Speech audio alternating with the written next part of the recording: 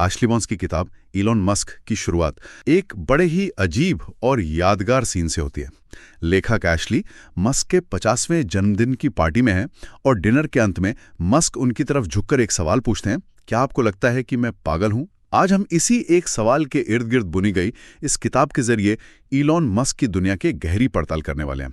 हमारा मकसद सिर्फ उनकी कामयाबियों की लिस्ट बनाना नहीं है, बल्कि ये समझना है कि आखिर दक्षिण अफ्रीका में एक मुश्किल बचपन बिताने वाला लड़का, जिसे स्कूल में बुरी तरह पीटा जाता था, वो दुनिया के सबसे बड़े बिजनेसमैन में से एक कैसे बन गया। हमें उस दौर को भी समझना होगा।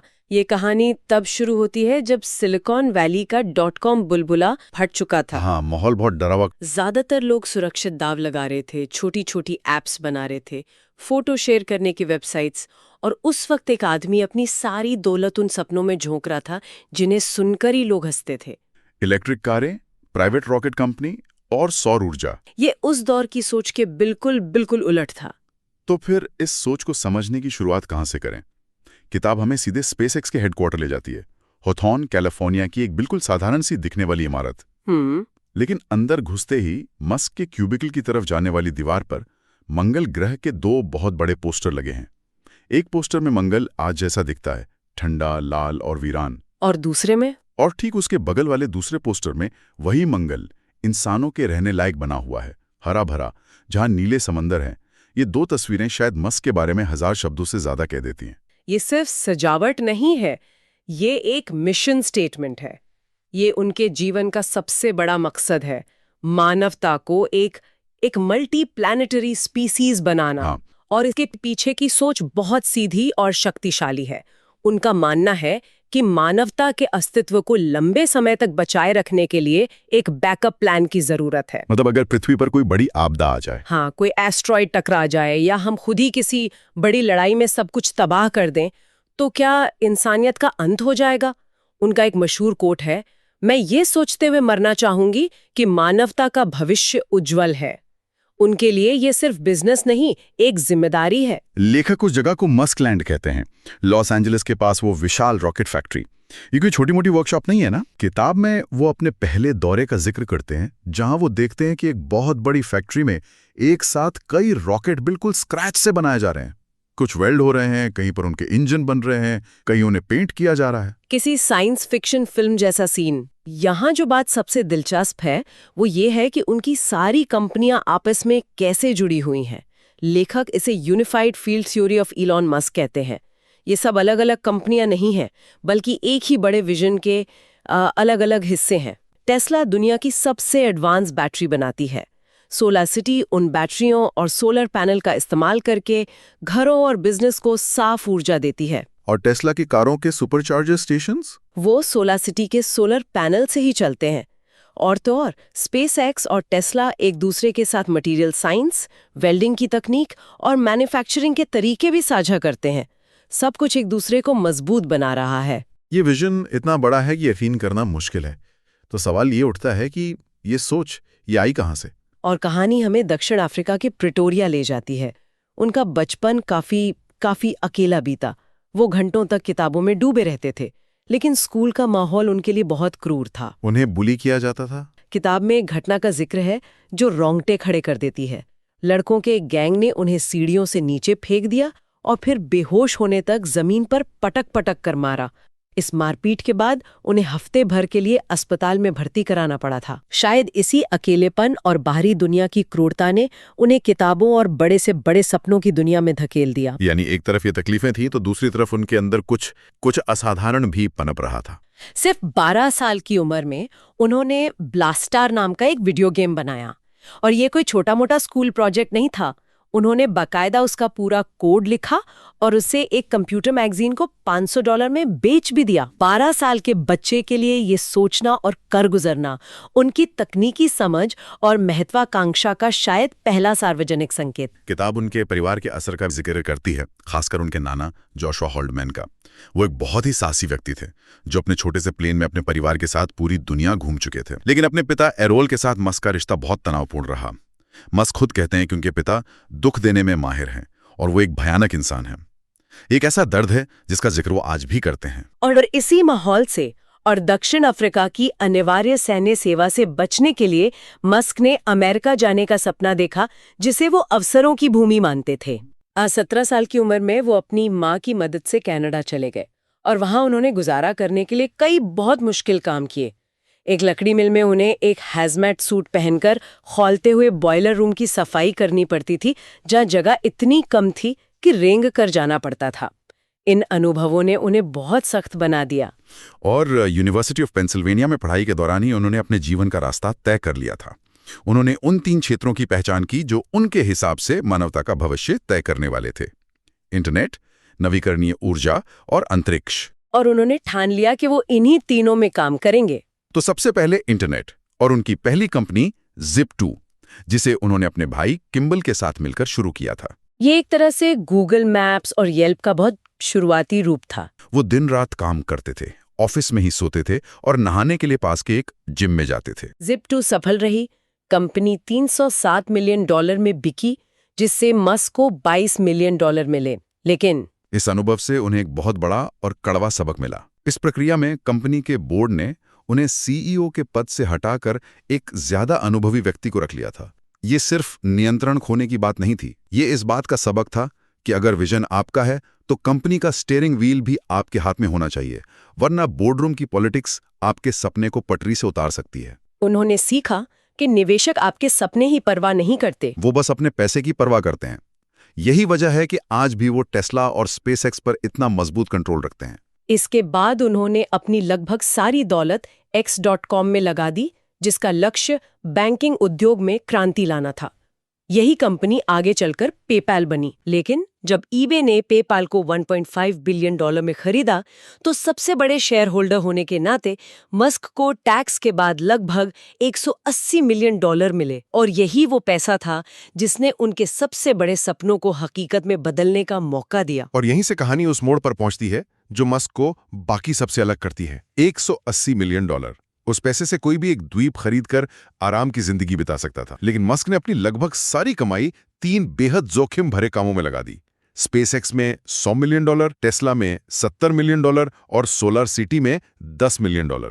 ये पागलपन जैसा था। स्पेसएक्स की शुरुआत की कहानी तो और भी कमाल है।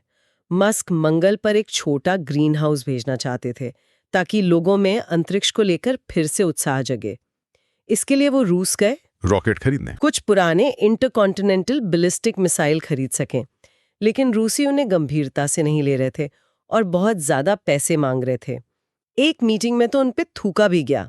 वापसी की फ्लाइट में मस्क ने एक स्प्रेडशीट खोली, हिसाब लगाया और महसूस किया कि रॉकेट खरीदने से कहीं ज्यादा सस्ता तो उन्हें खुद बनाना पड़ेगा, बिना किसी अनुभव के। और उनका लक्ष्य स्पेसएक्स को अंतरिक्ष की साउथ वेस्ट एयरलाइंस बनाना था, यानी किफायती और भरोसेमंद। और टेस्ला, उसकी शुरुआत मार्टिन एबरहार्ड और मार्क टारपेनिंग ने की थी। लेकिन मस्क इसके पहले बड़े निवेशक बने और फिर चेयरमैन। उनका आइडिया क्रांतिकारी था। लैपटॉप में इस्तेमाल होने वाली हजारों छोटी लिथियम आयन बैटरियों को जोड़कर एक high performance electric sports car बनाना।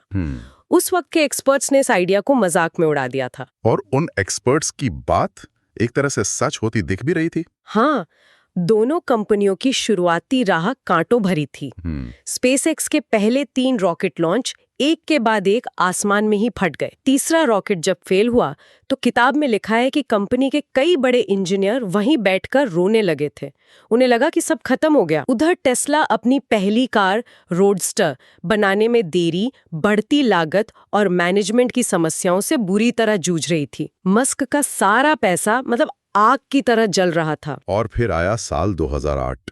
ये मस्क की जिंदगी का सबसे मुश्किल, सबसे अंधकार भरा साल था। पूरी दुनिया में आर्थिक मंदी छाई हुई थी और स्पेसएक्स और टेस्ला दोनों कंपनियां दिवालिया होने से बस कुछ ही हफ्ते दूर थीं। मस्क का निजी जीवन भी बिखर रहा था। उनका अपनी पहली पत्नी जस्टिन से तलाक हो रहा था और मीडिया में उनकी जमकर आलोचना हो रही थी। उन्हें एक असफल अमीर आदमी बताया जा रहा था जो अपने खिलौनों पर पैसा बर्बाद कर रहा है। मस्क ने खुद उस दौर को याद करते हुए कहा, मुझे लग रहा था कि सब कुछ बर्बाद हो गया है। मैं हर सुबह उठता था और तकिए पर आंसुओं के निशान होते थे। उनके पास बस इतने पैसे बचे थे कि वो या तो स्पेसएक्स को बचा सकते थे या टेस्ला को। ये एक असंभव चुनाव था। उन्होंने फैसला किया कि वो दोनों को नहीं डूबने देंगे और उन्होंने अपना बचा हुआ सारा पैसा दोनों कंपनियों में बांट दिया, ये जानते हुए कि शायद अब दोनों ही डूब जाएंगी। और तभी वो निर्णायक पल आया। सितंबर 2008 में स्पेसएक्स ने अपना चौथा रॉकेट फाल्कन 1 लॉन्च किया। ये उनका आखिरी मौका था। अगर ये भी फेल हो जाता तो कंपनी हमेशा के लिए बंद हो जाती। पूरी टीम ने अपने सांसें रोक रखी थी। और फिर रॉकेट सफलतापूर्वक ऑर्बिट में पहुंच गया। वो एक ऐतिहासिक पल था। पूरी फैक्ट्री में जश्न का माहौल था। इसके कुछ ही हफ्तों बाद मानो किस्मत ने दरवाजा खटखटाया हो। नासा में स्पेसएक्स को $1.6 बिलियन का कॉन्ट्रैक्ट दे दिया। वाह! स्पेसएक्स बच गई थी। टेस्ला के बचने की कहानी तो किसी फिल्म के क्लाइमैक्स जैसी है। साल 2008 में क्रिसमस की पूर्व संध्या पर 24 दिसंबर को कंपनी के दिवालिया होने में बस कुछ ही घंटे बचे थे। वो भी आखिरी वक्त पर। बिल्कुल आखिरी वक्त पर। मस्क अपने सारे निवेशकों को फोन कर रहे थे, पैसे के लिए गिड़गिड़ा रहे थे, और आखिरी वक्त में दिवालियापन की अर्जी दाखिल करने से कुछ घंटे पहले निवेशक और पैसा लगाने के लिए राजी हो गए। मस्क ने भी अपने आखिरी कुछ $1 मिलियन लगा दिए, और ठीक क्रिसमस से पहले फंडिंग राउंड पूरा हुआ और कंपनी बच गई। इसके बाद जो हुआ वो हम सब जानते हैं। टेस्ला ने मॉडल एस बनाई, एक ऐसी सेडान जिसने ऑटोमोबाइल उद्योग को हमेशा के लिए बदल दिया। इसे सिर्फ सबसे अच्छी इलेक्ट्रिक कार ही नहीं, बल्कि उस साल की दुनिया की सबसे बेहतरीन कार का अवार्ड मिला। इसने साबित कर दिया कि इलेक्ट्रिक कारें बोरिंग गोल्फ कार्ट नहीं, बल्कि स्टाइलिश, तेज और भविष्य की कारें हो सकती हैं। और स्पेसएक्स ने तो ऐसा कुछ कर दिखाया जो दशकों से सिर्फ एक सपना माना जाता था। वो न सिर्फ अंतर्राष्ट्रीय स्पेस स्टेशन तक कार्गो और फिर अंतरिक्ष यात्रियों को पहुंचाने वाली पहली निजी कंपनी बनी, बल्कि उन्होंने दोबारा इस्तेमाल किए जा सकने वाले रॉकेट की तकनीक भी विकसित की। और इस तकनीक के महत्व को कम नहीं आंका जा सकता। बिल्कुल नहीं। ये बिल्कुल वैसा ही है जैसे हर हवाई यात्रा के बाद बोइंग 747 को फेंक देने की बजाय उसे दोबारा इस्तेमाल करना। दशकों तक रॉकेट इंडस्ट्री ठीक यही कर रही थी। अरबों डॉलर के रॉकेट सिर्फ एक बार इस्तेमाल होकर समुद्र में गिर जाते थे। मस्क ने इस पूरी सोच को ही बदल दिया और अंतरिक्ष यात्रा की लागत को कई गुना कम करने का रास्ता खोल दिया। ये सब सुनने में बहुत प्रेरणादायक लगता है, लेकिन किताब में ये भी बताया गया है कि इस विजन को पूरा करने के लिए मस्क अपने कर्मचारियों से अमानवीय उम्मीदें रखते थे। लोगों को नौकरी से निकाल देना, आधी रात को चिल्लाना, ये सब उनकी मैनेजमेंट स्टाइल का हिस्सा रहा है। और किताब इस पहलू को छुपाती नहीं है। मस्क एक बहुत ही डिमांडिंग बॉस है। उनका मानना है कि अगर आप दुनिया बदलना चाहते हैं तो आपको हफ्ते में 40 घंटे काम करके ये नहीं कर सकते। आपको 80 से 100 घंटे काम करना होगा। वो खुद भी यही करते हैं। कई पूर्व कर्मचारी कहते हैं कि उनके साथ काम करना बेहद मुश्किल था, लेकिन साथ ही जिंदगी का सबसे प्रेरणादायक अनुभव भी था। ये उनके व्यक्तित्व का एक जटिल हिस्सा है। और अंत में ये सब कुछ फिर से मस्क के उसी अंतिम लक्ष्य से जुड़ता है, मंगल ग्रह। टेस्ला और सोलारिसिटी सिर्फ पृथ्वी की ऊर्जा और पर्यावरण की समस्याओं को हल करने के साधन नहीं है। वो उस बड़े मिशन के लिए पैसा और तकनीक जुटाने का जरिया भी है, जो है मंगल पर इंसानों की एक आत्मनिर्भर कॉलोनी बनाना। किताब में मस्क एक बहुत जरूरी बात कहते हैं। वो कहते हैं कि डर उन्हें भी बहुत लगता है, शायद बाकियों से भी ज्यादा, लेकिन अगर कोई चीज आपके लिए बहुत जरूरी है तो आपको उसे करना चाहिए, भले ही हालात आपके पक्ष में ना हो। ये शायद उनकी पूरी जिंदगी और उनके काम करने के तरीके का फलसफा है। और ये हमें वापस उसी शुरुआती सवाल पर ले आता है, एक असंभव लगने वाले सपने और दुनिया को बदल देने वाले विजन के बीच कि वो पतली सी रेखा क्या है, और एक व्यक्ति को पूरी मानवता के भविष्य के लिए उस रेखा को लांघने के लिए क्या-क्या दांव पर लगाना पड़ता है। शायद इसी सवाल में मस्क के उस सवाल का जवाब छिपा है। क्या आपको लगता है कि मैं पागल हूँ?